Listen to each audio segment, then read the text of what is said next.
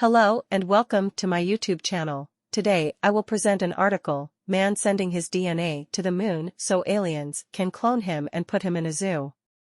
Don't forget to like and subscribe. Texas-based space company Celestis has been shooting cremated remains into orbit for many years now. During its first flight back in 1997, the company shot the remains of Star Trek creator Gene Roddenberry and scientific visionary Gerard O'Neill, the physicist behind the space habitat design known as the O'Neill cylinder, into Earth's orbit. Celestis customers can have a wide variety of motivations for having their remains blasted into space. The New York Times recently profiled 7 individuals who've contracted Celestis for their space memorials.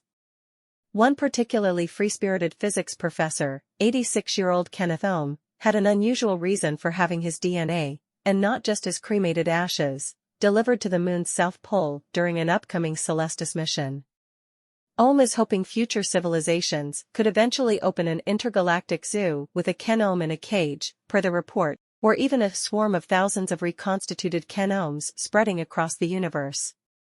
"I'm living with the uncertainty," he told the newspaper. Of course, we should take Ohm's tongue-in-cheek suggestions, which sound like they were inspired by an episode of Rick and Morty, with a big grain of salt. On a certain level, though, the idea of safekeeping DNA samples for the perusal of future civilizations, whether terrestrial or extraterrestrial, isn't as crazy as it may sound. We've already found ways to clone animals using their DNA.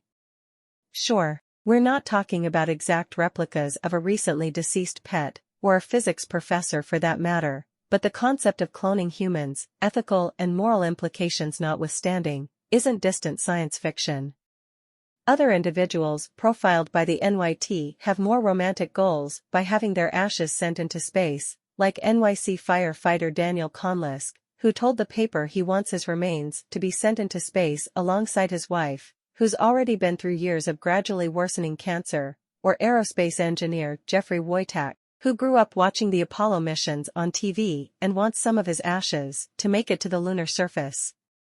But when Celestis will make it back, there remains to be seen.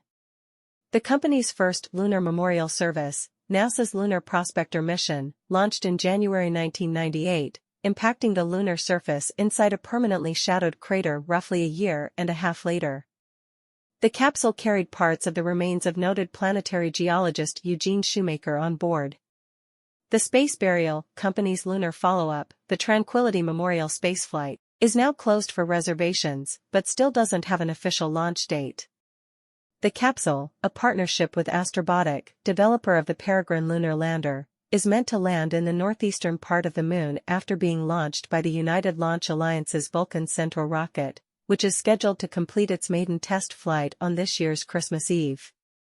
The Celestis memorial capsules carrying cremated remains and DNA will remain on the lunar surface as a permanent tribute to the intrepid souls who never stopped reaching for the stars, the company's website reads.